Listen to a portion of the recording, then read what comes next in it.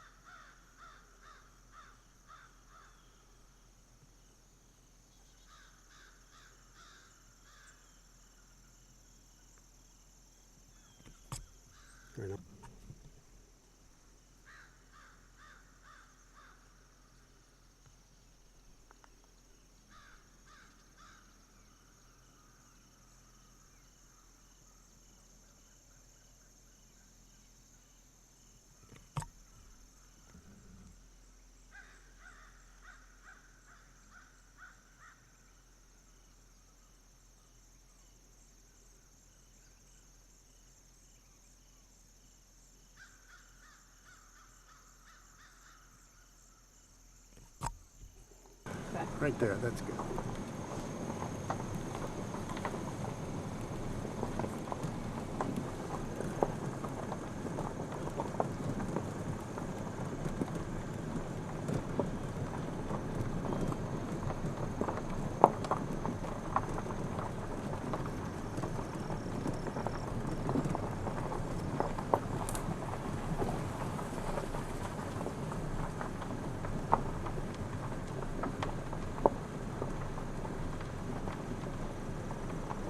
You go a little bit faster.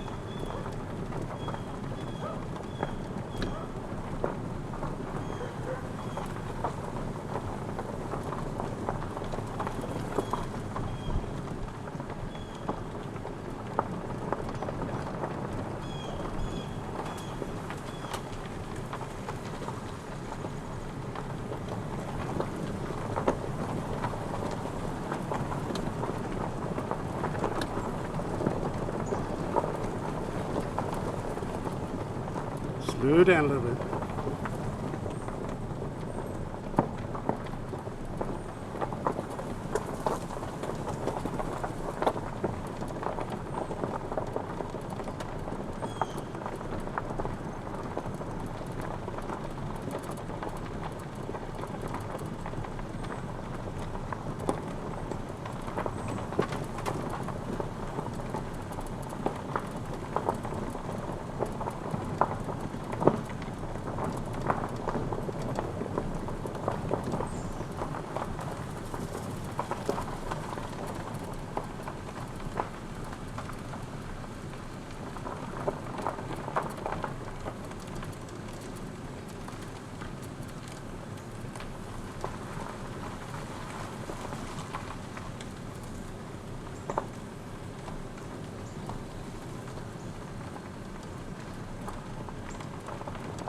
Slow down a little bit.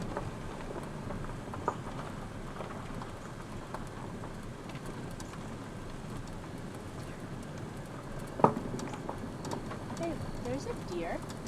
Should we get that, please?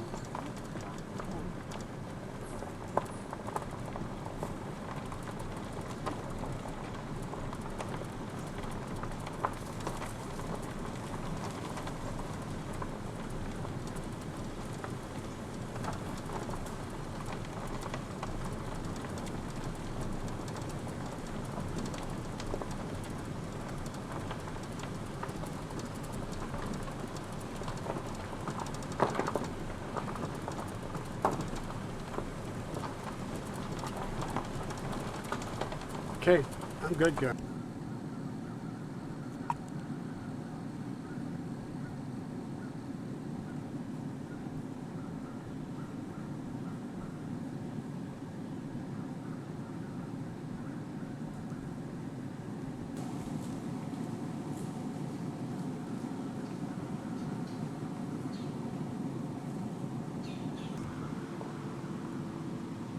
Turn off. Turn off the motor.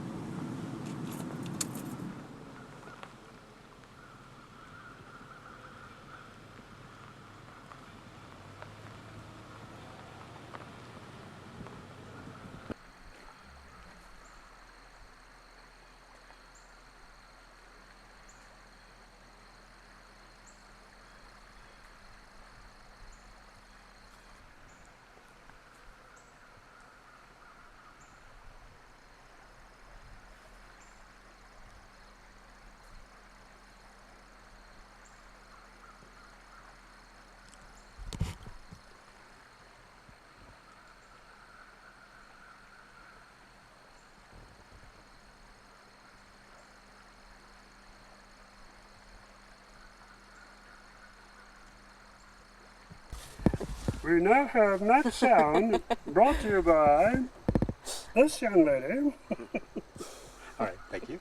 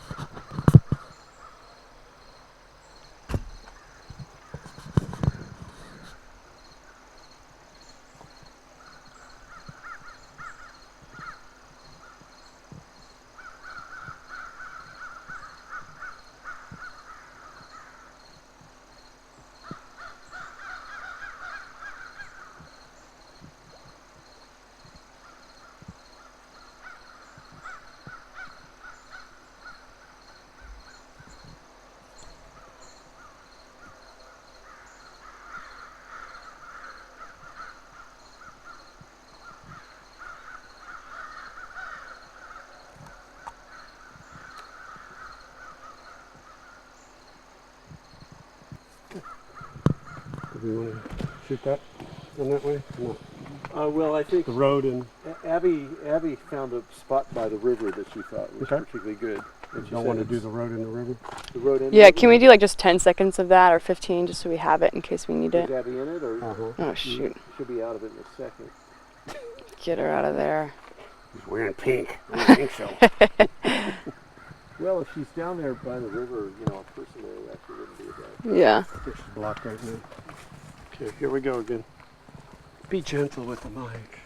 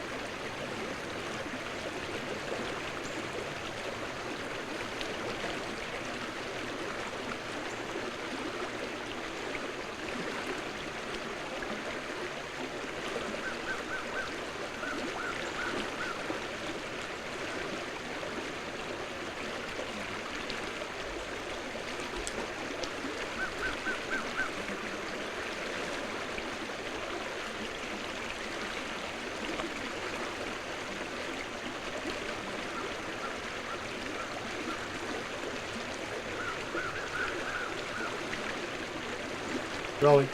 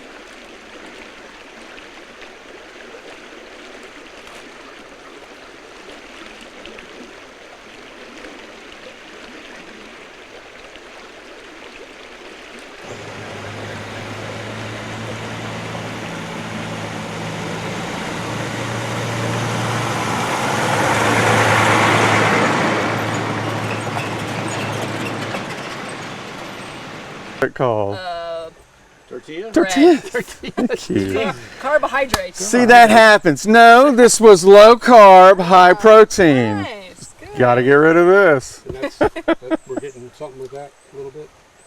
Okay. I don't know. I'm asking. Move it away and I see. Yeah, I thought think saw it is. something come in. Yeah, like that. yeah. Just a little bit. Okay, where? That's a little bit. I should feel so good out here. What did you see? Right. And nothing, this I'm jazz pretty- I'm hands pretty are tight. Yeah, okay. you see the difference when it's a little Yeah. higher. Can you see that on the camera? I don't see that. No, I'm shooting pretty tight. Okay. That's fine. Okay. So Here we go. We're rolling. what about this area of the river in particular is special as compared to other places on the New River? Well, what's special about the park properties along the New River is that we take particular care of the riparian zone. The riparian zone, as you see over here, is vegetation that grows along the banks.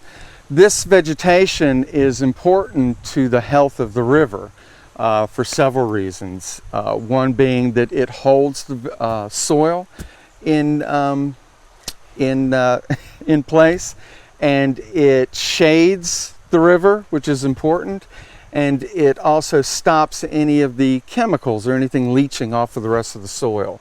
Or if it was a farm or something like that, it would stop that from going into the river. And these areas are always important to protect every stretch of the river in that same way.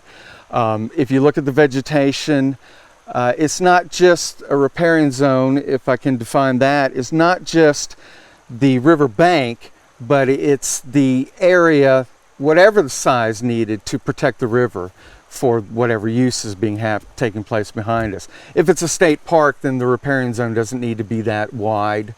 Usually 25 to 50 feet is adequate enough.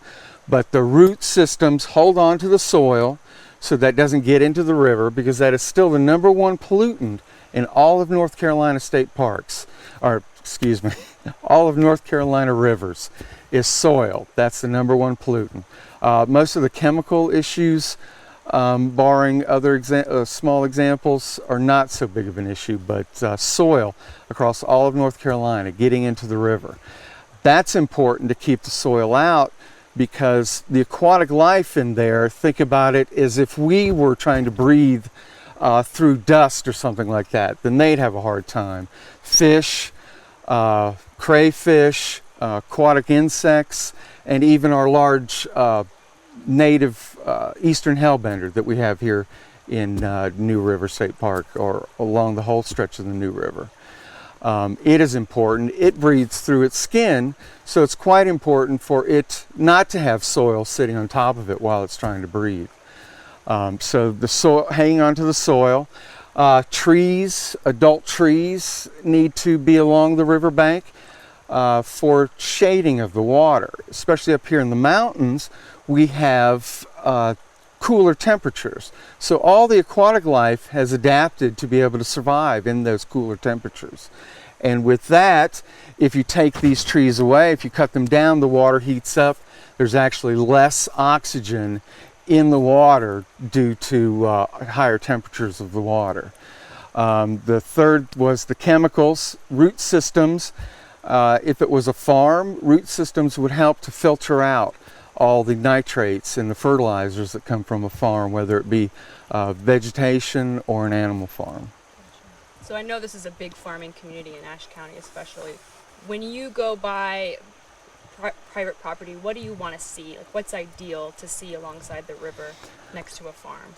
We want to see, and we try to help folks, especially with the group New River Conservancy, to help them plant woody vegetation, shrubs and trees along there. It shouldn't just be grasses or wildflowers, although those are pretty and scenic and you get a nice view of the river. There are ways of planting those vegetation without blocking your view. You have low shrubs, tall trees, and you can keep it open through there, and folks can still see the river, and they have that vantage point, but it's still protected by those larger, sturdier roots of shrubs and trees. Gotcha. So what do you think the main challenge for the New River environmentally, like now today? What's the biggest challenge? The biggest challenge is still holding on to that riverbank.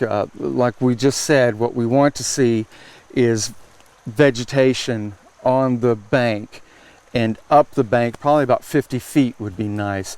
But if we have development in the area, those folks see their neighbor, if they mow down all the way down to the river, then those folks say, hey, well, that looks good, and it's understandable that I can see the river and such, and then they mow that down. Even if it's old growth or it's been there for quite some time, they'll cut the trees just to have the view of the river. Development in the area is growing, and everybody needs a place to relax and enjoy, and that's why the state parks are here. But we have to do it in a way that also promotes the river health. Once we inform folks about how to keep the river clean and keep the temperatures cool, most of the time we get no resistance, and they're happy to help us out and do that in some way. But if you get turnover from the house that was there or the property that was there, then we have to start all over again. So it's really the turnover and information. If somebody moves from another location and they come here and they say, the river's beautiful this way, I just want to see it. And then they start this whole process that is not beneficial to the river as a whole. Gotcha. Rusty, would you ask what you talked about? And I'm rolling. Okay, so tell me a little bit about like the water here. Does this look like good quality water? Like, what about it? The New River tests consistently to be very high quality water source. As you can see here in the mountains, it looks like a typical mountain stream right now that you can see clearly into the water. The visibility is great. We have no sediment sitting in through this stretch except right down here along the bank. Now, it will change once we get the rain, and as I tell students, it's not the rain's fault, but it is the erosion that gets into the water, and then it turns a muddy color just like the Colorado River. And those stretches can be from anywhere from 1 to 2 weeks, 1 day to 2 weeks. And that's when we have the issues with these repeat cycles of water. We've had almost a drought year this year, which has done well for the river and actually well for the riparian zone to be able to grow, because it's able to pull that water up, and it's kept the mud out of the river. But any typical time that we get any heavy rain or even medium level of rain fall, we will see mud in this river. And I've had folks ask me, as being a park ranger, is it safe to go into the river? And I look at them with a question on my face, and I said, well, it's muddy. I say, well, yeah, that part of it's not going to hurt you. It's more about hurting the aquatic animals, insects, the fish, crayfish, and of course a hellbender again. So for humans it's okay, but if we want to have a clean source of water, then we need to work on that riparian zone and keeping it healthy and planted along the river. As far as fishing goes, if we want to keep the fish in the river and we want to keep them, us being able to have healthy recreation, which everybody needs, and this is a great place that people come from all over the country and all over the world actually to go fishing, then we need to keep that mud out of the river, the sediment out of the river, so it doesn't cover the fish eggs. Rossi, would you ask Doug what he's seeing right there, and just kind of describe what he's seeing? You're talking about the bugs? Yeah, can you tell us a little bit about what life you see here and what it means for the river's health? Or Sure. The aquatic insects that we're seeing right now on top of the water here are whirligig beetles, and what they are a sign of is any aquatic insects of a healthy river. If we were to go into the river and turn over rocks, we would find the larvae of these beetles in the underneath the rocks and in the river, and these are the beginning of the food chain for a healthy river system. Is these aquatic animals, these aquatic insects. They are mayflies, dragonflies, hellgrammites, and crayfish, as we said earlier. Those are the mainstay, and you can actually go into the river, and we can test to see if the river is clean by what kind of aquatic insects we do find in the river. gotcha. So how are they vulnerable to pollution? Well, the aquatic insects are vulnerable to pollution by the soil. Once again, those adult dragonflies, mayflies, they have to lay their eggs close or in the river or on a rock. If the mud covers that, then that will suffocate them and they won't be able to extract the oxygen from the water. Or if it's chemical pollution, then of course that's going to, it could stay in that insect until it builds up in through the food chain, and then is a problem for the larger animals such as the great blue herons that use this corridor for migration and for feeding, stops to feeding in these areas. We have a bunch of aquatic birds that will feed on those, will feed on the smaller salamanders, feed on frogs.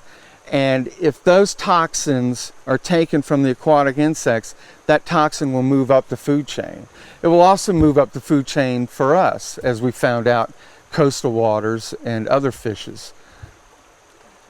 I'm wondering if it'd be possible for Doug to kind of lift up a rock and show us some larvae. I'm going to get my jacket. It's cooler there by the water. It's Yeah, cooler it up here. usually is. Yeah, that I'm is true. invested in doing a whole lot of good in the hotel. I have some socks that are doing a whole lot of good at home. You have to wait for it. If you get impatient, I think it took 5 minutes to run up and My car, I have to strike 10 pages. How many rangers are in the park? We are one of the luckier parks that the superintendent here saw into the future and started asking. So we used to have it was mandated that if you got so many acreage or so much facilities worth a certain amount, you got new staff. Well, he just 2, 3, 4, superintendent 5, 6, 7 total between New River, and Mount Jefferson. Joe Schimmel, the superintendent, is superintendent of New River and Mount Jefferson. What is Mount Jefferson Park? It's a separate park? It's a natural area that if you go up 221, I guess that's still south. If you go up there, you'll see it on the left-hand side. Near the town of West Jefferson? Mhm. Yeah. Or actually right between the two towns, heading that way to your left.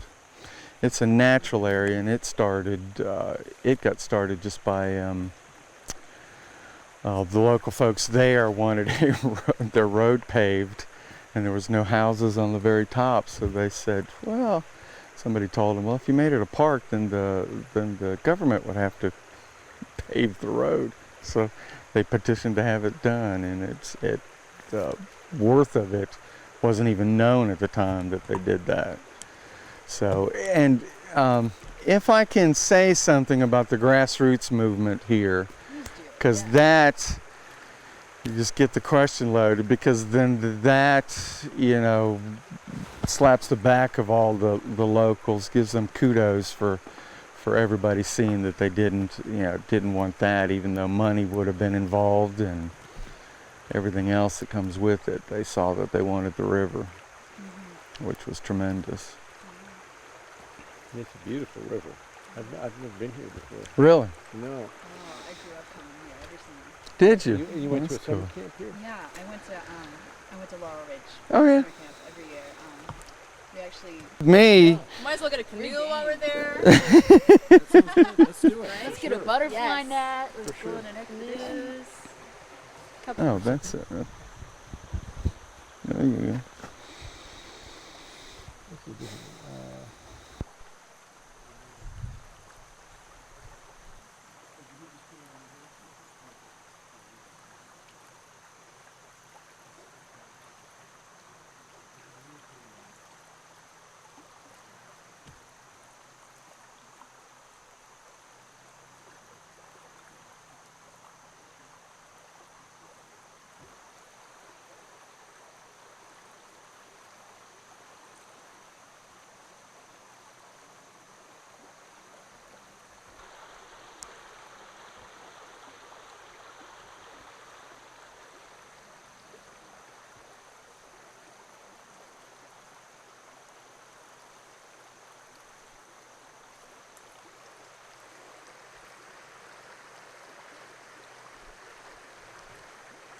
Is the river in the shot at all?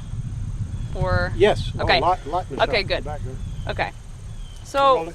So I think if you could just tell us what's the problem here? What's wrong with this embankment? What we have here is an example of what's happening when the property turns over, and we haven't had a chance to inform folks of not how to care for the river or the riparian zone. Here we have it weed-eated all the way down the bank. This has happened just this year, and what's possible to happen is the next heavy rain we get, it will undercut. It will start to undercut the bank because there's no thicker shrub or tree roots to hold on to the bank. This is all just grasses and wildflower roots. So when you say undercut, what does that mean exactly? Well, especially when you're in the turn of a river, the water force will be to the outside, and it will start to actually cut under the bank. And then when that happens, there's no gentle slope, natural slope of the river, and then the rest of this will fall in. And then what happens, since we're right here along the road, then DOT will, then we'll see the need to repair the road and put large rocks down here, which isn't natural as well. Okay, so Edit DOT out. so For $100. so when the river is in a curving and there's an undercut happening, what would be a better situation? The better situation was, like we talked about earlier, is that although it takes time as you grow short shrubs, native shrubs, and taller trees that you can cut the lower limbs off of, and you still get the view of the river, which the folks want to from up here, up the road shoulder here, and so that they still get the view. And that's what they want, is view and physical access to the river. But yes, this will not hold on for a very long time. It will be proven, and then what happens is, unfortunate, then folks actually lose property. Physical property is gone, and then they can't get that back. So what happens when a really heavy rain happens here? What does it look like? It's about 4 to 5 feet higher, and then it will be knocking and carving all this dirt out through here. It will just come up this bank and start moving all of this. And if you can see further down where the vegetation is growing, that might bend, but it's going to stay there, and the root systems are going to hang on. The root systems here are now dead. Easy enough to find. the balls and stuff of the root systems, and they just pick up and peel away with everything else, along with the tree roots and everything else that's been cut. Gotcha. So, Excuse me, one second. Hey, Bob. Bob, I did turn off the sender. I'm assuming you turned it back on? Turn on the what? The sender, the microphone sender, Transmitter? transmitter? Oh, did you want audio from him? Yeah. Oh, we hear him. we're Okay. good. Darn! I was Mom, you're freaking I was hoping I could do that over again. No, that was good. DOT and tripping. Okay, We won't talk we're about good. DOT if you don't want to. So rolling. Okay, so could you show us what it looks like when there isn't a buffer here? What happens? Well, if as you see along here, the buffer disappears, the vegetation moves out, and roots and the vegetation will actually just die and then start moving away from the soil and get removed from the soil, just as you can see here. This happens with the shrubs and it happens with the trees, and then they no longer are able to hold on. It just is a slow moving of the soil away from there. The vegetation, being that it can renew itself every year, can find those empty holes and stuff, but if we keep cutting it down, they can never come back and find this hole. When they come back to weed eat this down again, they will cut it right back down to the dirt, and it won't protect the river. So can you explain one more time, why do people weed eat these sections of the river? They weed eat in front of their homes or their camping areas and things like that along the river so that they can see the river. It's very understandable that you would buy property along here and along the New River, American Heritage River, member of the Wild and Scenic River Systems.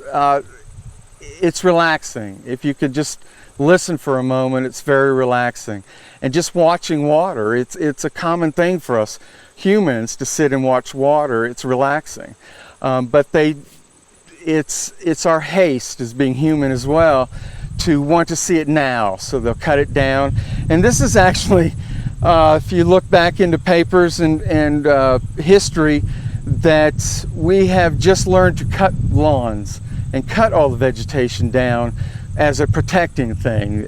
People say it's snaky or weedy or something like that. It goes back to the old English days where we needed to keep everything flat so that we could see it, so we could see the bad guy or whatever's out there lurking to harm us, that we could see that. That's why we want to cut it down, make sure there's nothing here, which is unfortunate because the riparian zone is also a corridor for wildlife. This is what the areas that they need to move up and down the river, where they need to do short migrations or long migrations to get where they need to go. Gotcha. So,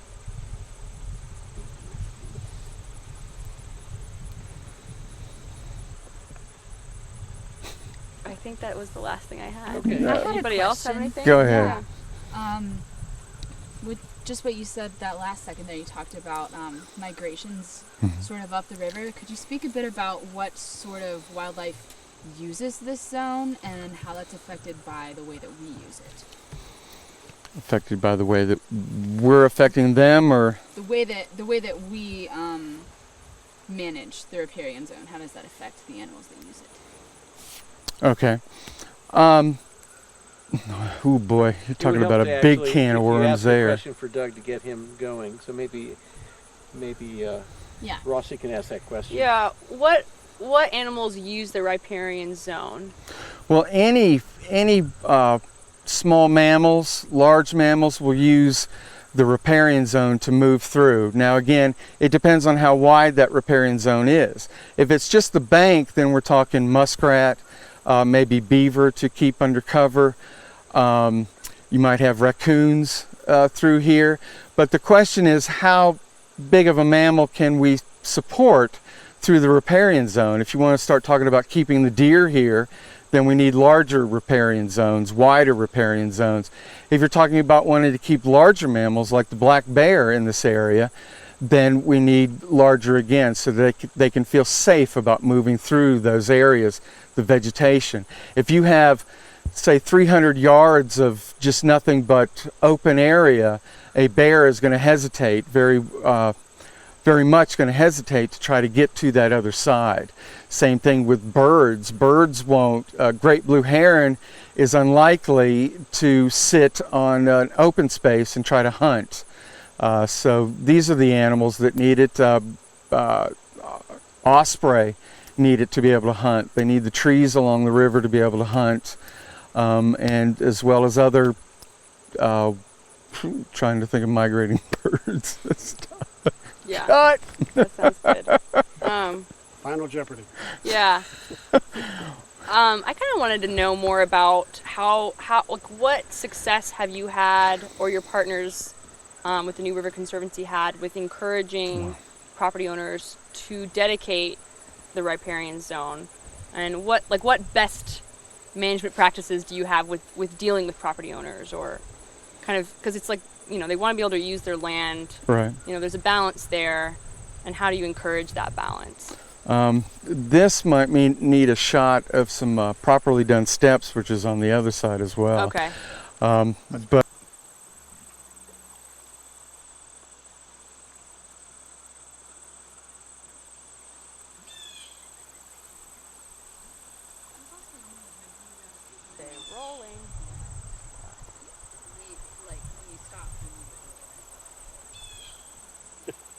You'll be like,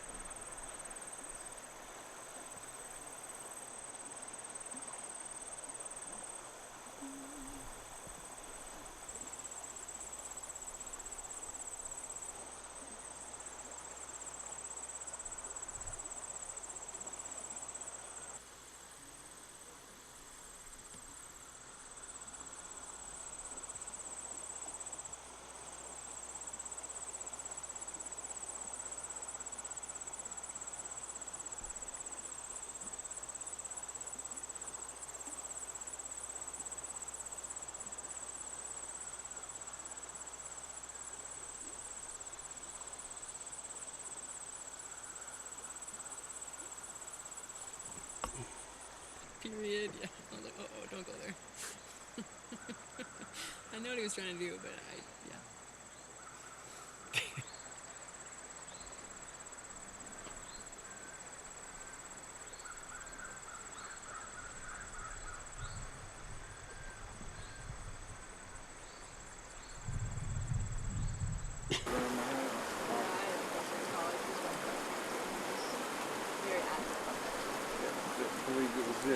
yeah, if you want to take a shot and add that to pollutants or something, that's fine. But I really don't want to go on camera talking bad about the Christmas tree. Okay, It's just too huge to tackle today.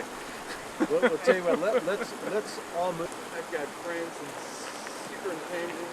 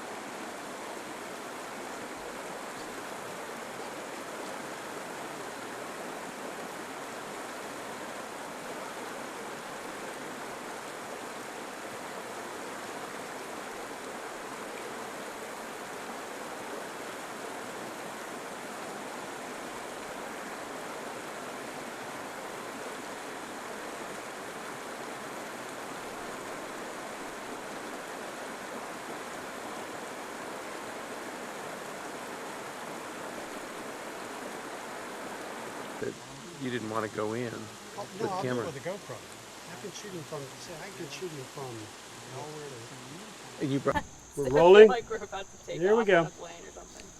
Okay. So Doug, can you just show us what is going on underneath that rock and why it's important for the river's quality? Here, underneath the rock, are where the aquatic insects will live, and you will see them crawling on the bottom. We've got some mayflies. Let's stop. Do it again. You're screaming into the mic. I'm sorry. Oh. When you bend over. oh, you know what, Doug? That's perfect. Think about you're talking to somebody who's right Next to right me. at your shirt. Yeah. Yeah. So you could just whisper, and we hear you just fine. You can whisper. You have to whisper. You know, don't whisper. I can hear you real well. So yeah, so what's under that rock and why is it important for water quality in the New River? Underneath the rocks, we have aquatic insects. They're living in here as larvae or the young of the adult insects. And here we have mayflies, and we should have some dragonflies and some caddisflies. And we got them crawling right there, and they will grow up and be the adult versions of the larvae. They're important to the health, or showing the health of the river, by what kind of species we can find. And they have a ranking of, are they intolerant or tolerant to pollution. Of course, the more intolerant to pollution species that we find, then that means the health of the river is better. So we can find all different kinds, including hellgrammites, and I think I said dragonflies, and caddisflies. So a lot of insects means good water quality, or what are you looking for? Like diversity? Or? Diversity. We're looking for many species, of course, of the same. You get points for that, and you also get points for the diversity of what kind that we're finding underneath here. Right now, insect life is alive all during winter, and right now they're kind of small because it's going to get cooler. And I'm not finding that right there. That's why I wanted to find a rock, a good rock.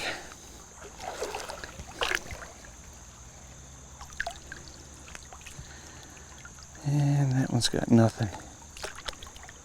You want me to keep picking them up? Ooh. Yeah.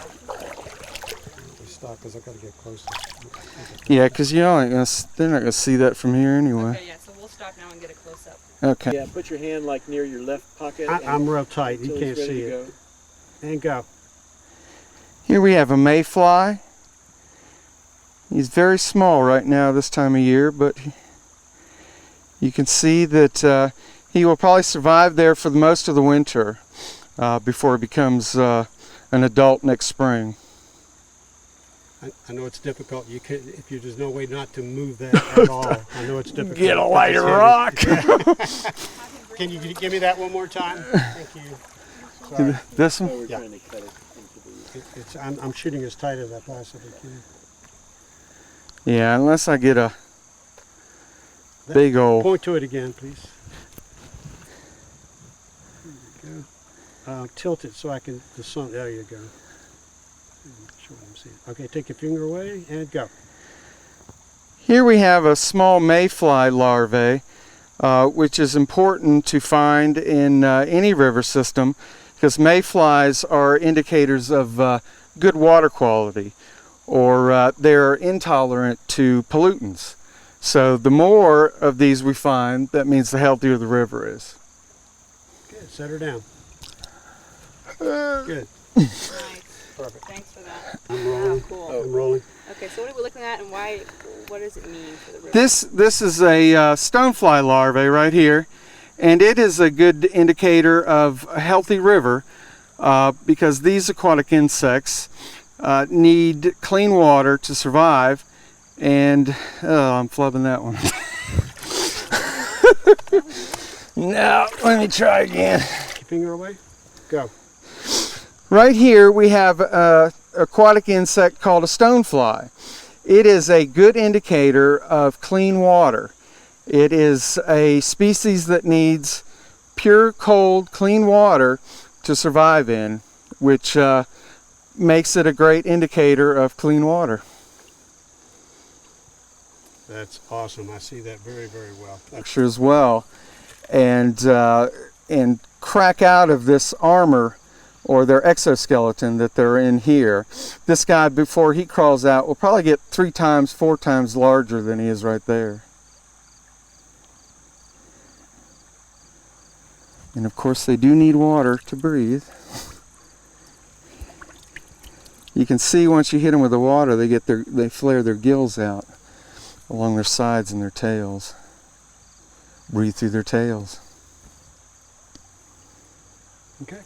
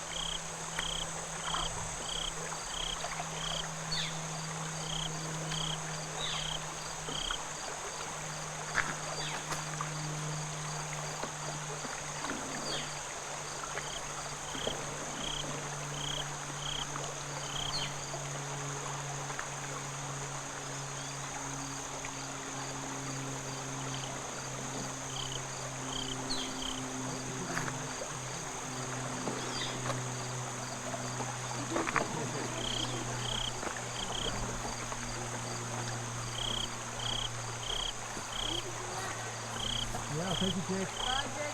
Thank you.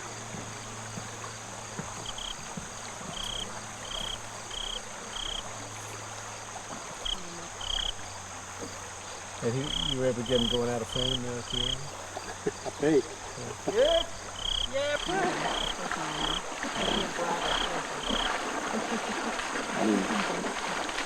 Do you want to ask him to be just a little 20-foot thing? Camera wasn't on.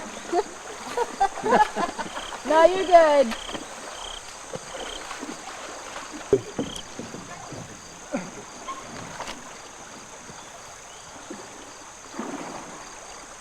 Yeah, upriver.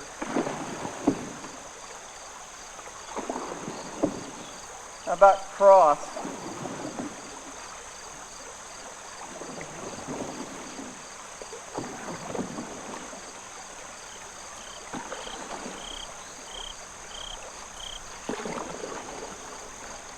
Rock.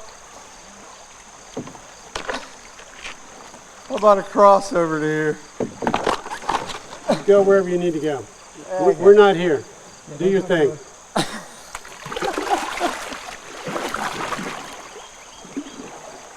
deeper water. Here we go.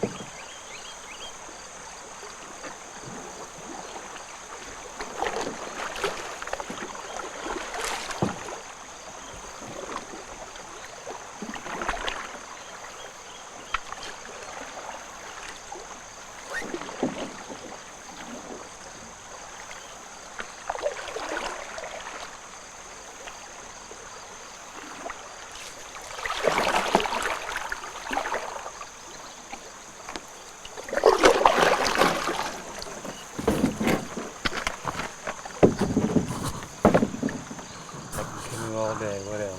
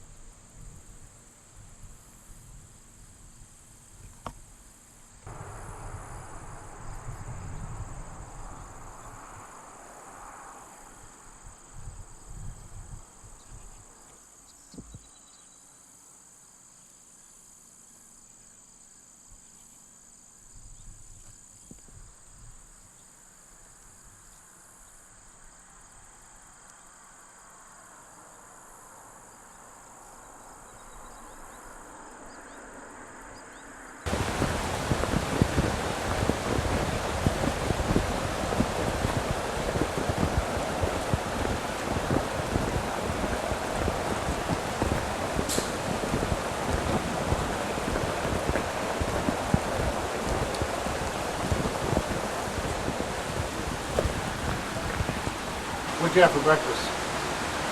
Me? Yeah. Oatmeal. Describe it in great detail. It was instant oatmeal. I like it a little bit on the drier side, so I think I have oatmeal and coffee. Right. We are good. We are rolling. Alright.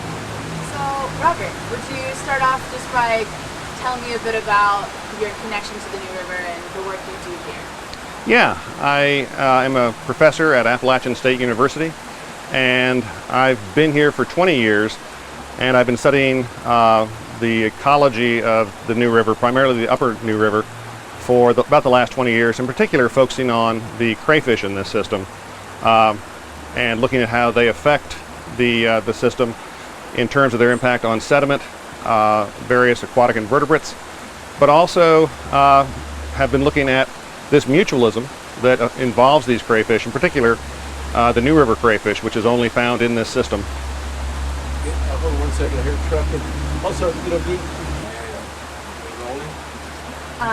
Also, could you just say your name and spell it for me quickly? Yeah, Robert Creed. Last name is Creed, C-R-E-E-D. Thank you. And so, what makes the New River unique in comparison to other places you've worked? That's a good question, and I'm actually not sure what the answer to that is. It's a beautiful river. There's some discussion, apologies for that, that it's an older... Why don't you start again on that? Sure. We're not going to hear her questions. So when you answer, What? So sort of repeat the question. well, just in Yeah. words. What's your title? I'm sorry. What? Title. I'm a professor of biology at Appalachian State University. Why don't you ask the question again? Yeah. Thanks. So what do you think makes the New River special in comparison to other rivers you've worked with? Well, there's some discussion that the New River is one of the older rivers in North America. Whether or not that's true or not, I actually don't know. But it's a beautiful river in northwestern North Carolina. It does have a lot of species only found in this river system. They're not found anywhere else in the world. A variety of species that are only found in this part of the world, and but we call them endemics. So the New River crayfish is emblematic of that. It is actually only found in the New River of North Carolina.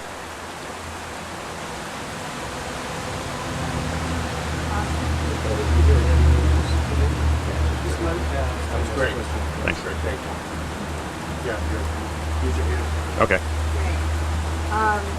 Can you tell me a bit more about what it means to be an endemic species and why these species are only found here? So again, the term endemic means they're only found in a particular region. They're basically very localized in distribution.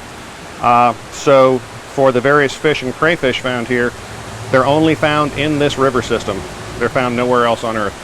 And as a result, that means they can be vulnerable because there's no other populations should the populations here disappear.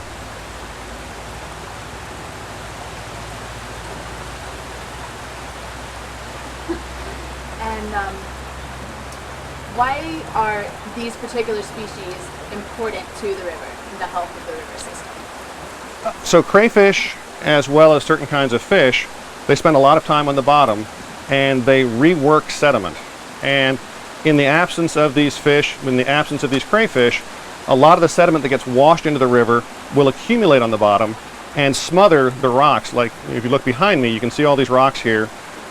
If you don't have these organisms that we call bioturbators, animals that disturb sediment, you can get a layer accumulated on the bottom that makes this uninhabitable for a variety of species that otherwise would like those nice clean rocks.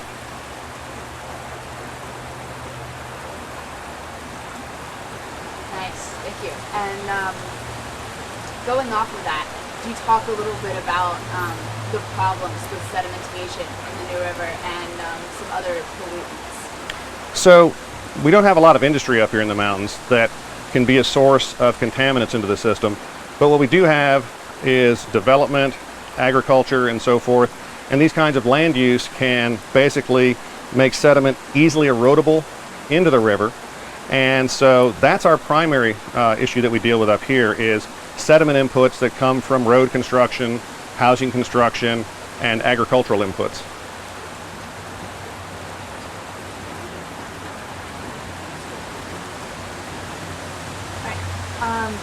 Yeah, could you tell us a bit more about what is really good or unique about this stretch of the river behind us? Maybe point anything out. So one nice thing is that you can see a nice intact vegetated buffer, the trees and the overhanging shrubs behind me. And those are important to a lot of streams because they basically block light from hitting the stream. When the light hits the water, it can increase temperature, making it warmer than some species might like, but it can also lower dissolved oxygen concentration as well. For an area like this, not as big a deal, but when you have less turbulent water, that dissolved oxygen issue can become more important. And just for clarification, you talk a little bit more about the turbulence of the water and how that feeds into dissolved oxygen levels? Right, so in that, this area behind me where you see those large rocks and that disturbance of the water, that is what we call a riffle. And so you get a lot of mixing of air with the water at that point, which can increase, basically adds oxygen to the water, which is good. It allows these organisms to breathe, to get the oxygen out of the water. But in areas where you don't have those riffles, you now are dependent upon those upstream areas to supply that oxygen. You can get some exchange across the water surface, but this is one of the primary ways that we oxygenate or aerate the water in a stream.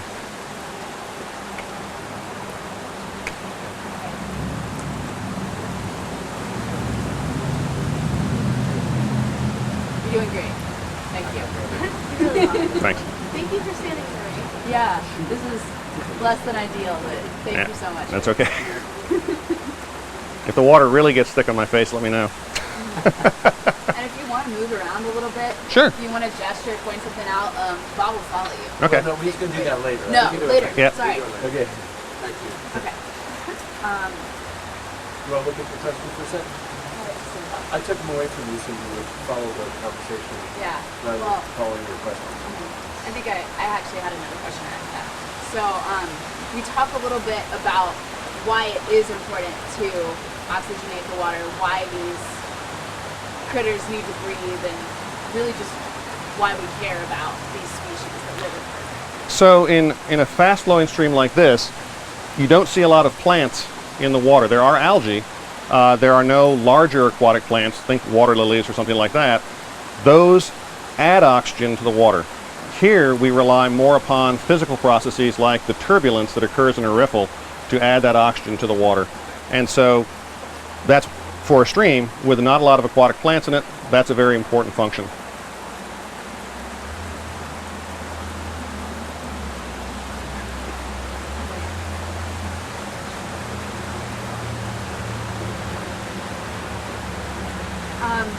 Now, would you tell me a bit about the crayfish that you work with? Okay, so we've been working with a couple of species of crayfish.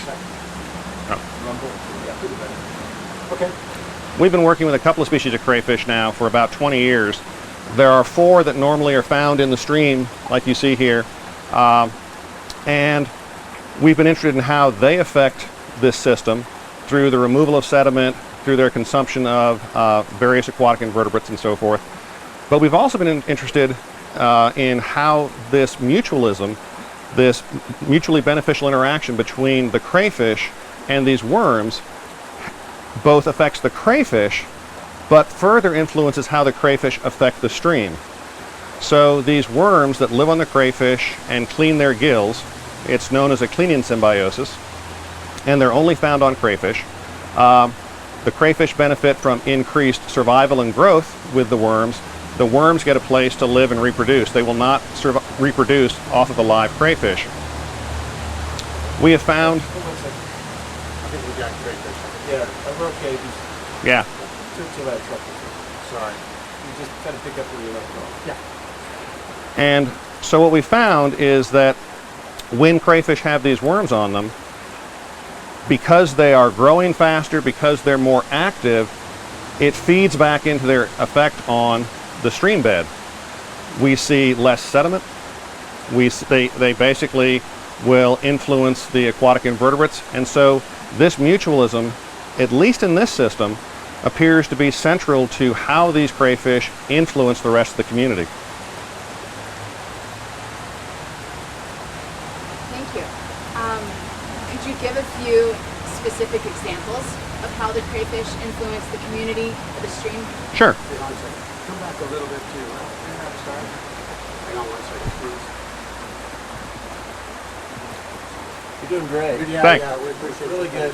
We're just trying to, Right. I'm just trying to get some good, Yeah. put you in a good frame. Yeah. We want to see that. The crick, the crick. Gotta get the crit flowing. You gotta get the crick. Before the crick rises. Oh, the crick guys. We're good? And I'll repeat the question. So, could you give me some specific examples of how the crayfish influence other species and influence the river system? Sure, by keeping the stream bed clear of a lot of sediment, that creates a habitat, a rocky habitat, that a lot of organisms like to live on and feed on. In addition, when they are removing that layer of sediment off the rocks, you also get the interstices. If you look around here, you can actually see around these rocks down into the stream bed. Those are important places for a lot of these aquatic invertebrates to hide. When you have a thick layer of sediment here, they can't access that place to hide, that refuge, and so they become more vulnerable to different kinds of predators. And so having access to that allows these species to persist here.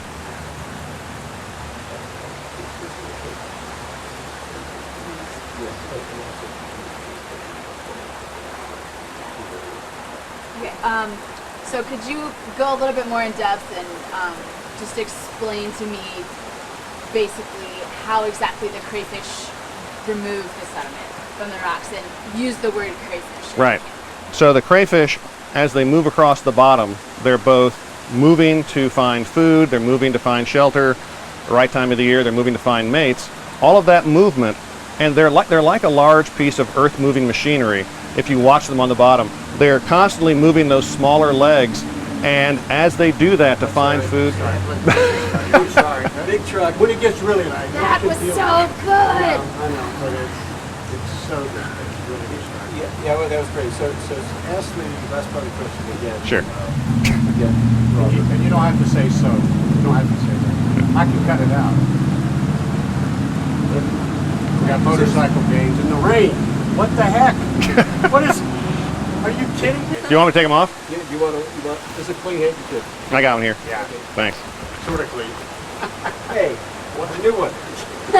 Well, he's got water on. No, my handkerchief. I think we're good for a little bit. All right. We're getting near the end. Here we go. Just explain for me more clearly exactly how the crayfish remove the sediment. So crayfish are like a large piece of earth-moving machinery as they move across the bottom, almost like a bulldozer, to looking for food, looking for a place to hide. They move a lot of sediment out of the way. Those smaller legs that they have are constantly in motion, looking for food, disturbing sediment, and so just through the process of feeding and moving, they are constantly clearing the stream bed of sediment around them. Awesome. Thank you. Good timing with the roller.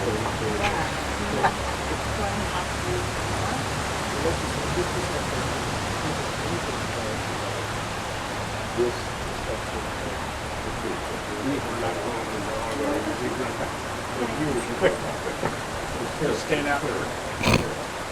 Sorry. All right. Now, before we hop in the water, just tell me if there's anything else specifically about this section of the river that the viewer should care about. In addition to the crayfish and so forth, there is a large salamander here called a hellbender, and hellbenders can get 2.5 feet long. They are the second largest or third largest salamander in the world, and so they're a very impressive organism, and this is one of their habitats in the southern Appalachian Mountains. What do you think we can learn from the New River as a community? Yeah, I talked to Abby.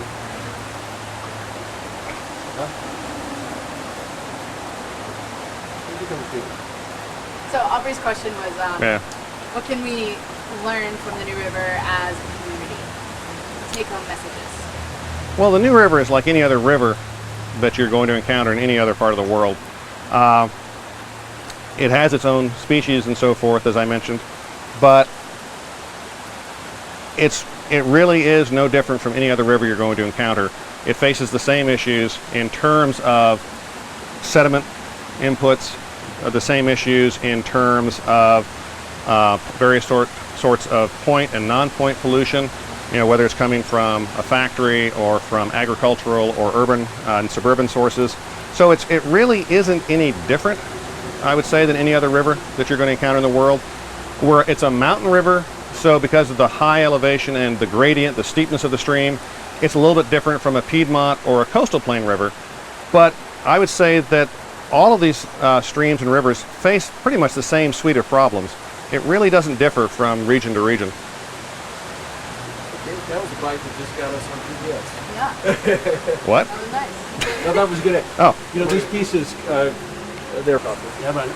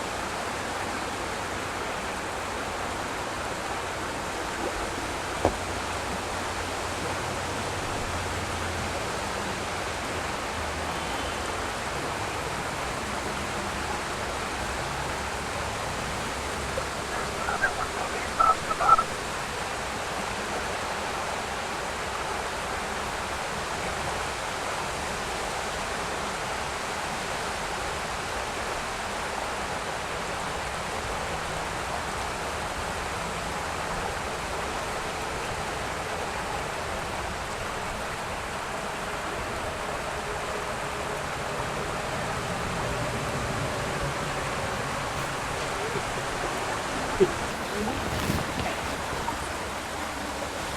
let's move the color.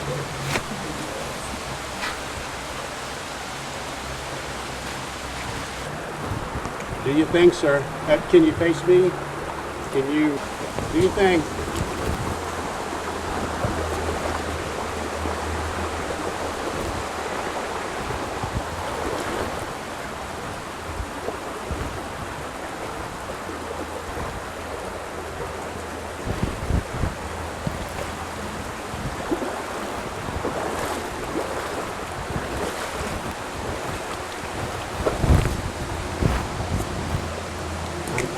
I want you to just don't lose him. Dip the net into the water, please. And take it out all the way up. There we go. Now hang on, please. You continue to go. And now take it out. Stop. Am I here? Okay, looking down at your crayfish. Go.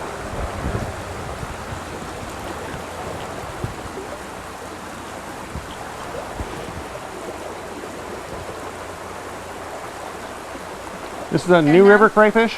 Okay, I'm just going to go close, and I'm just going to let him start doing his thing. Ready? Go ahead. This is the New River crayfish, the species that's only found in this river.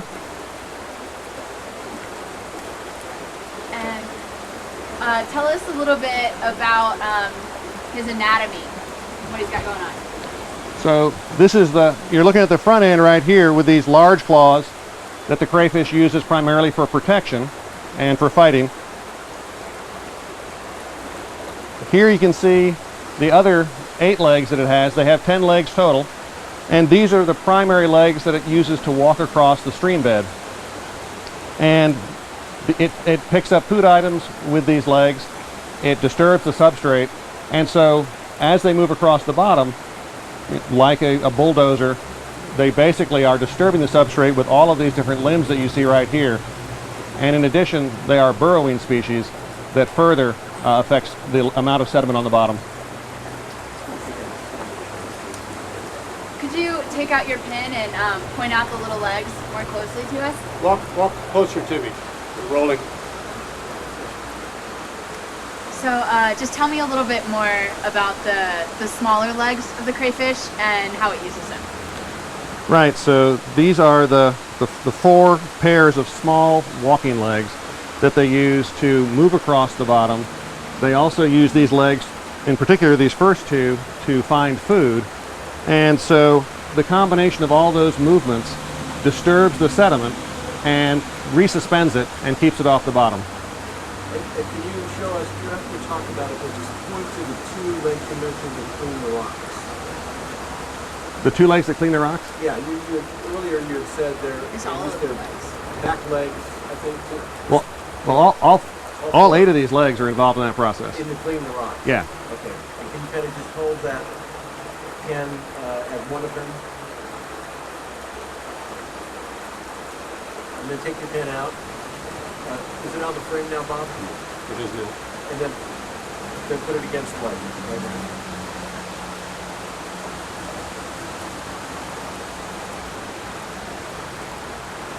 Great. Okay. Okay, thank you. Is there another part of the anatomy there that you'd like to point out to us that you think is important for viewers to know, to understand this crayfish? Well, again, the large claws can be used sort of as a bulldozer as well, in particular when they're digging burrows and so forth. But again, all of these legs are involved in that movement of the animal and can contribute to that resuspension of sediment off the bottom. Just hold it there. I'm going to just shoot some real tight close-ups. Just hold it as steady as you. You're steady. I know he's not, but that's all right. That's good. This is great. Thank you. And then when you're ready, Bob, let me take the pen out of the field and then put it back in. Take your pen out. Yeah. Put it back in. Give me one more. That same area. Great. Go. Take it out.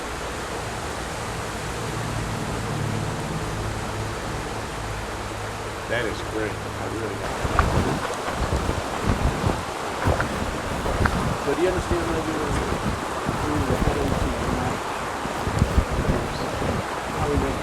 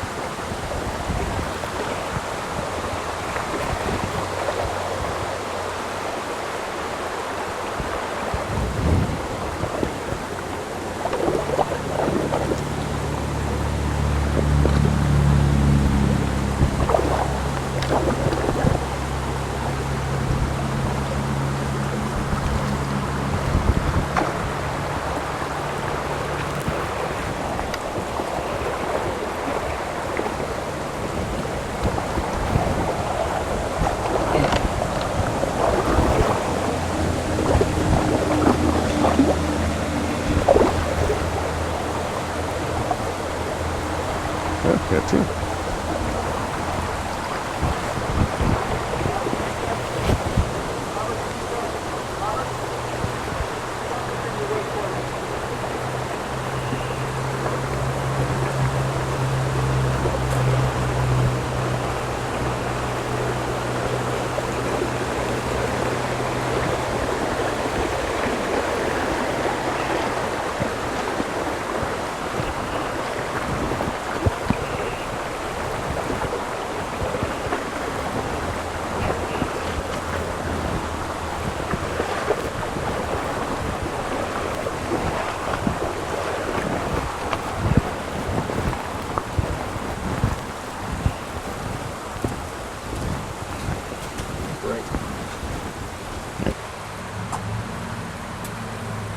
Yeah, heavy move.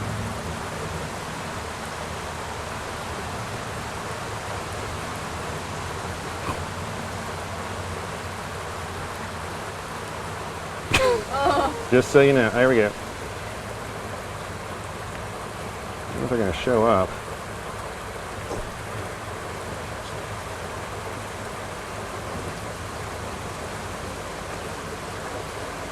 Can you make it move? You can. There he is. Sort of.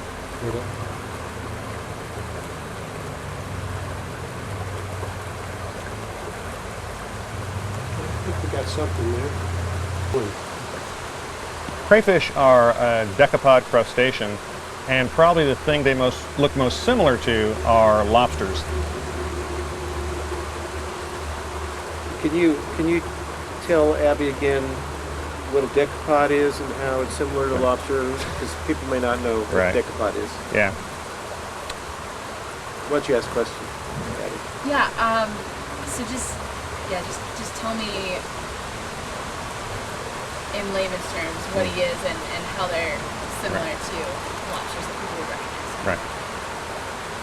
Crayfish are decapod crustaceans, which means that they're Stop. crustaceans that. You Oh, can't talk with your hands. I'm sorry. I apologize. oh, first I can, now I can't. Well, you're not with. You can't. Sorry. You can't be a flying crayfish Yeah. for me. I'm sorry. All right. Ask a question again, Abby. Yeah, just tell me a bit about. Oh, okay. Just in layman's terms, how he's similar to crustacean people would recognize. Yeah. Crayfish look very similar to lobsters. They have 10 legs, and they also have those large claws that you see on lobsters and the smaller walking legs behind them.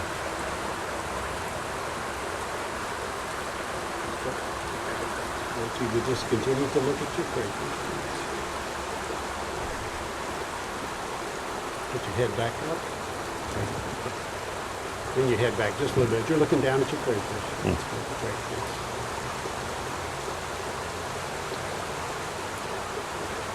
Good.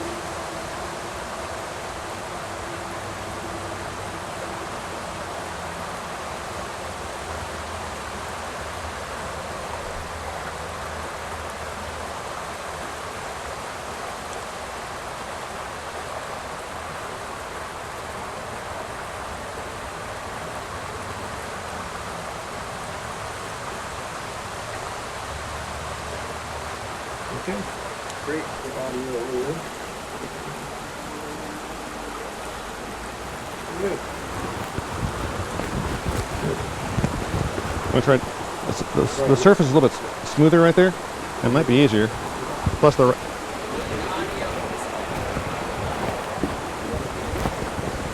So, you want to get on one of these rocks down here? Do I want to or can I? Okay. Your call. All right.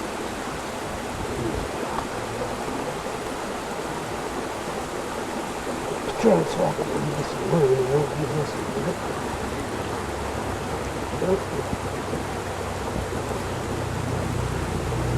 I'll build a little wall here so you can pin them in.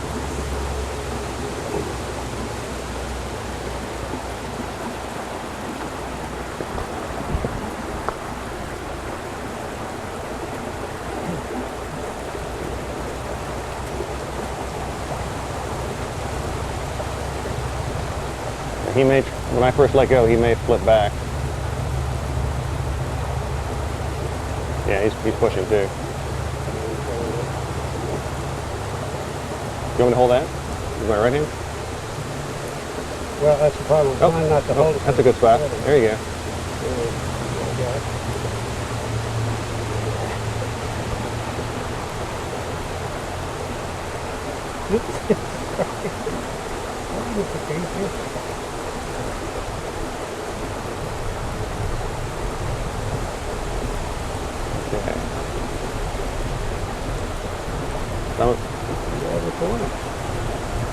Okay, I'm going to see if I can keep him calm.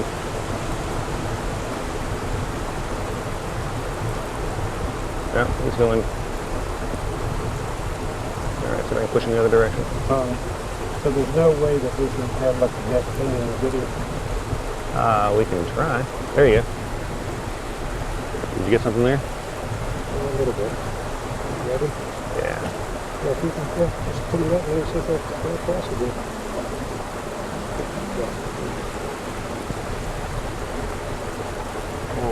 Bring it further back to the left. Sure. I'll let you go. Thank you. This is great. A little bit further back. Let him go. You gotta get your hand out.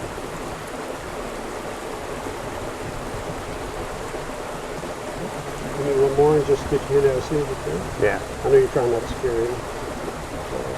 It's like, didn't I just do this? I gotta make sure that he goes forward too. Yeah. Come on, go forward. Turn to the camera. Oh, that's good. Just try one more time. Sure. If we could do the net, if we can, if we can't, we can't. Yeah. Might be a little shallow for that, but we can try. Look at that one. It's almost like you just see that if you covered him with the net or whatever. What do they say about working with animals and children? Yeah, oh yeah, the animals and kids. So you want it with the net? You know what's fishy here? He's a ham. Oh, there you go. Oh, you got him now. Do you want to back him into the net? Yep. Good, you know. Go. Put it where you want. Ready? Go.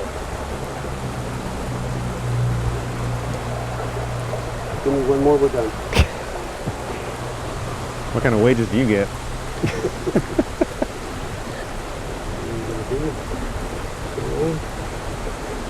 Pull it back. Cut it back further. There we go.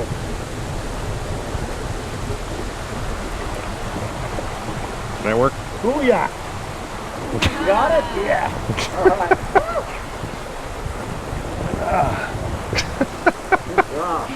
Thank you for that. My pleasure. Thank you so much. You need a hand, Bob? Yeah, I do. That's slippery. Here, give me your left arm. Give me your right arm. Here. Here, let me take your arm. I gave my left arm for sure. Go. Need a hand? No, I'm good. Thanks. Oh, that was great. Cool. What was the issue? Was that he was not in frame? Yeah, I kept walking through the frame. That's pretty funny. Is your camera still rolling here? Do you need to Yeah. Good. stop it? Stop it! It's that damn Toyota thing. Looking right this way, please. I'm so damn bossy. Turn a little bit more to your left. Left? Turn, face us. Okay. There you go, perfect. Gotcha. We are rolling. And just tell me a little bit about what we see here on this side of the river, how it's different from what we saw over there. So there's two things to notice here. The first is behind me you see that there is no large vegetation, no understory of rhododendron, so we don't have a normal riparian zone here to shade the stream and prevent too much light from reaching it and warming it up.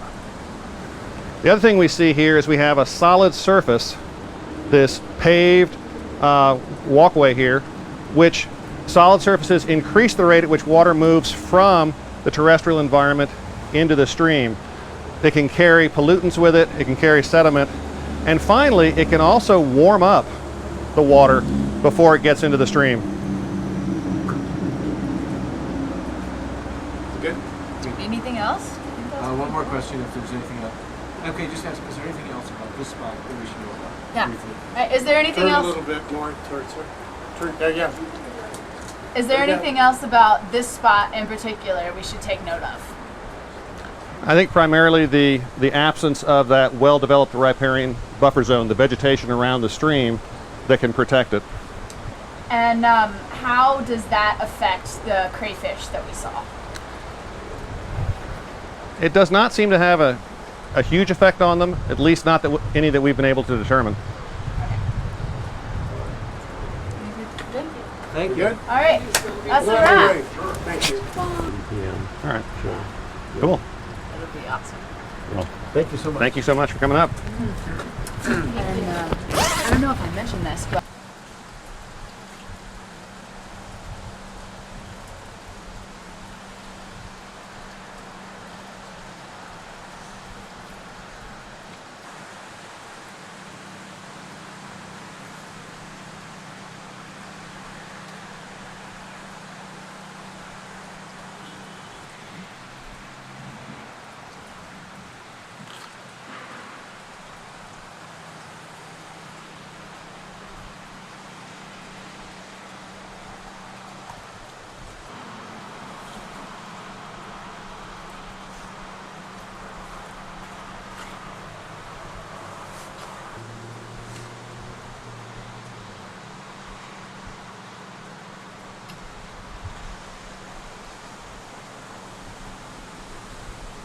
Tell you what, Nancy.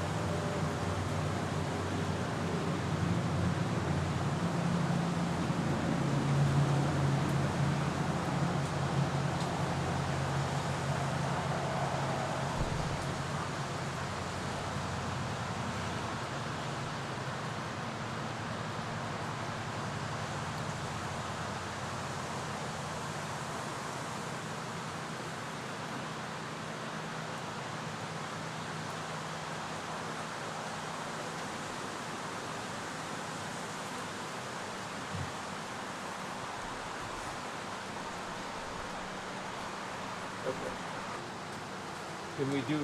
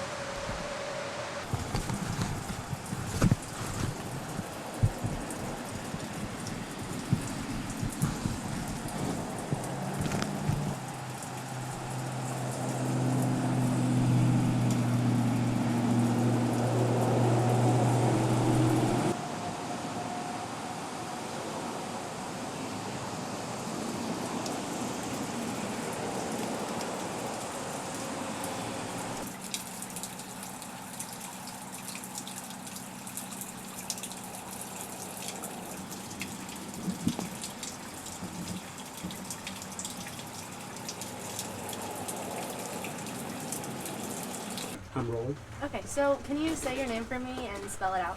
Sure. My name is Lee Ann Hinion, and that's Leigh, separate word, capital ANNHENION. Awesome. Thank you so much. And then, so where are you from? I live just outside of Boone, North Carolina. How long have you lived there for? I've lived in that house for 10 years, and I've lived in Boone proper for 20 years. Wow, that's a long time to live in Boone. So like, you've pretty much like kind of like embraced the river like throughout your life, kind of for the past 20 years. Yeah, so I actually went to summer camp outside of Boone. I went to summer camp at Camp Broadstone out in Valley Crucis, and when I was a really young child, I really connected with the Watauga River because that's where the camp is located. But living on the New River for the past 10 years, I really have connected with the New. So years ago, I had a friend who told me, he said, oh yeah, you know, the old timers can tell how high the river is just looking at a single rock. And I was like, man, that's amazing. And now I think I'm an old timer because I have specific rocks. I could tell you a lot just by looking at the river in association with that stone. Wait, that's so cool. Yeah. So do you like live near the river? Like near So I live on the river. I live on the South Fork of the New. Yeah. So it like runs through your backyard sort of thing? It runs through my backyard. Awesome. How do you think that like... Excuse me, one second. Audrey, pause for like at least 2 seconds between the end of her answer and your question. Okay, sorry. It's just pausing. It works. It's working. It's working for me. Yeah. Yeah. That's awesome. Protein does my body We're good. Audrey. We're good? Okay. Okay, so the New River is in your backyard. How do you think that's affected like your family, especially like your kid and growing up around that? Well, when you live on the New River, the South Fork of the New River, you start to really pay attention to and understand how much of a public resource the river is. So the river is in my backyard, but the river isn't mine. It's very much ours. So, you know, I get to see people kayaking, sometimes there are fly fishermen in the water, and when you are able to see that on a daily basis, and when you're able to see it in your own space, in your own environment, I think it really helps you to absorb how the rivers connect us, how they connect us all. You know, it's raining right now, and so when the rains come, you can see the effects of all of the tributaries. Like everything starts to come in, and you can see the colors change, and so you start thinking about the sedimentation that's coming into the river. So you all sorts of little nuances that you start to notice, and so there's that. The river actually, the tributaries coming together to have a cohesive river, and then also there are people coming together to enjoy it. And so, you know, the land probably officially goes to the center of the river, but the water belongs to all of us. That's awesome. That's really great. So, like, was there ever, like, a moment where you were like, wow, this really does, like, it comes from upstream, like, these people are affecting me, like, where is there ever, like, that moment where it just is, like, hit you? / can you describe that moment for us? So, well, so I've seen a few pretty big floods. And, you know, sometimes when there's a flood, you'll start to see small things coming down the river, and then you'll start to see larger things coming down the river. And I have a 6-year-old son, you know, get his binoculars out, and we'll be watching what's going down the river. You know, you'll see coolers, you'll start to see things that it kind of make sense, maybe things people have just left alongside the river.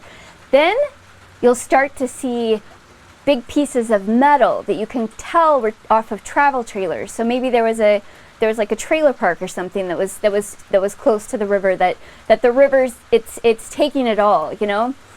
And so you start thinking about that, and then it's like signs. I mean, you just all sorts of things that just get picked up by the river. So you think about like a private property sign or a no trespassing sign, and you imagine that going down the river. You can see it going down the river. And in that moment, it's hard not to think about how the river belongs to us all, how it shapes the land as it's moving continually, as it has for so long. And we're witnessing that, and we're part of it. And it's all of our heritage, and it's all of our river. Awesome. That's so great. Yeah, I understand that. That's really cool. So, like, do you do any activism yourself with the river? Well, you know, I don't know if I would call myself an activist. If I was going to think about how I'm an activist, I would maybe say that I hope I'm an activist for wonder. So I have actually been called a nature evangelist, and I'm taking that. I'm going to take that title because if I am an activist, it's hopefully in a way that can help people get excited about what they're seeing. Because, you know, I think that wonder is actually an underappreciated emotion. I think we don't value it as we could, but I think it's at the root of a lot of improvement. It's at the root of a lot of what drives us to act. So, you know, when you start seeing how everything is connected, when you really start looking at it, I mean, it's marvelous. So I went to see the overwintering site of the monarch butterfly in Mexico in 2007. And so that experience really affected my life. So I saw something wondrous, right? But so when I'm in my backyard, when I'm on the banks of the New River, and I see a monarch butterfly around this time of year, so around, you know, September, I know that butterfly is headed to Mexico, and I know the very specific spot where it's headed to. And that makes me marvel. That makes me feel an absolute sense of wonder. And so you think about that butterfly on the bank of the New River flying to Mexico. I'm connected to that migration even when I'm standing in my yard. And when I'm standing in my yard next to the New River, I'm connected to everything that came from upstream, and I'm connected to everything that's going downstream. And that to me is motivating to protect and to honor those cycles. Awesome. So how do you, like... Change this. Good. Okay, I'm no longer here, except for the foot that's in the shot.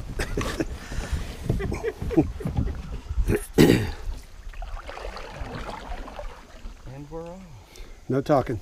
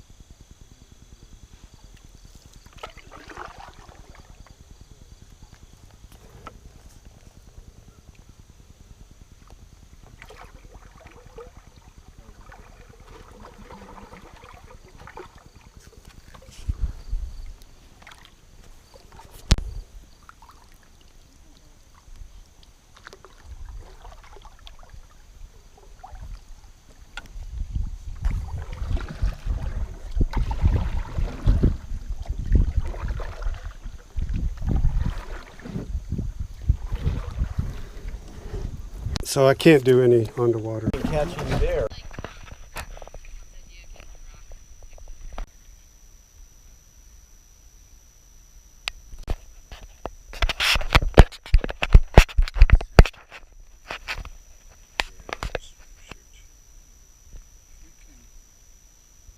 I probably can Suggest if we can go out here.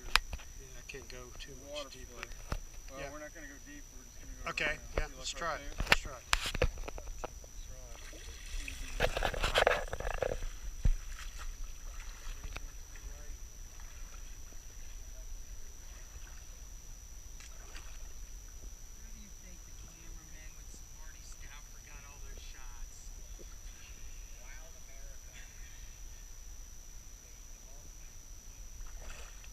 Not easy seeing the bottom, is it? You're doing good. No, I just want to If make you sure. go this way, there's nothing.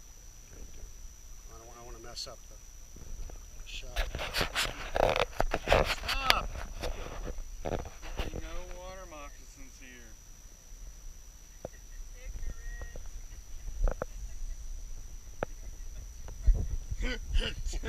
Jake hit him too? Hang on. There you go. Just leave it sit. Good. Perfect.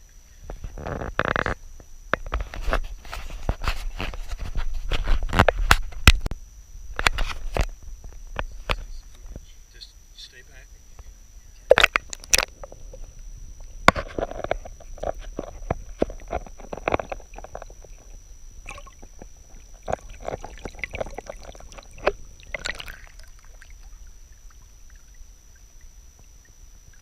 Let's do it again.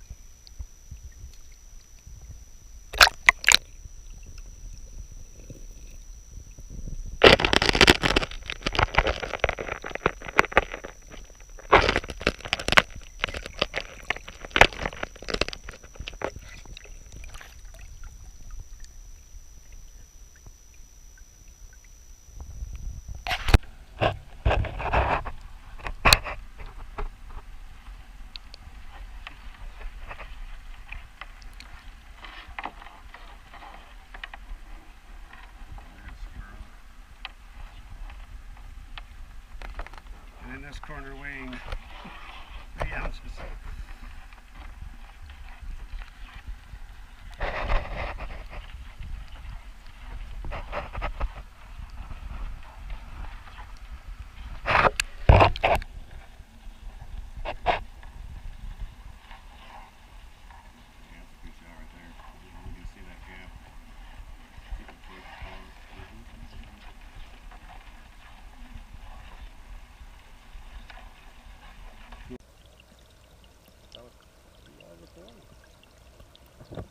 See if I can keep him calm.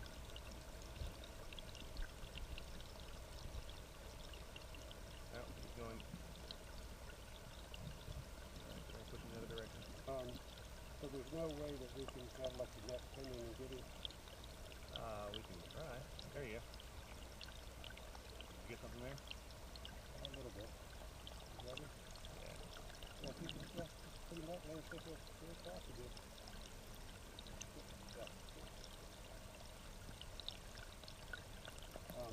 Bring it further back to the left. Sure. I'll look to the table. So, a little bit further to the left. And let me go. Gotta get your hand out.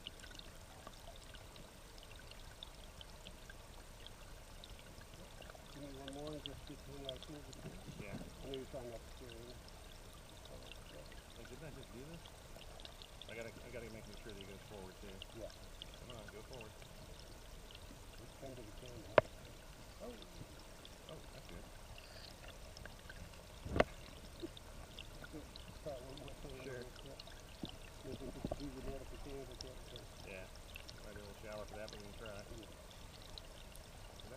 It's almost like you just keep, gotta keep covering it with the net. What did I say about working with animals? And Yeah, oh yeah, no. Animals killing it with the net.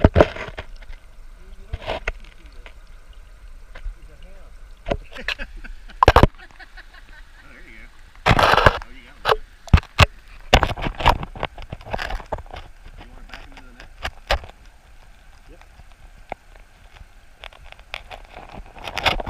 Yep.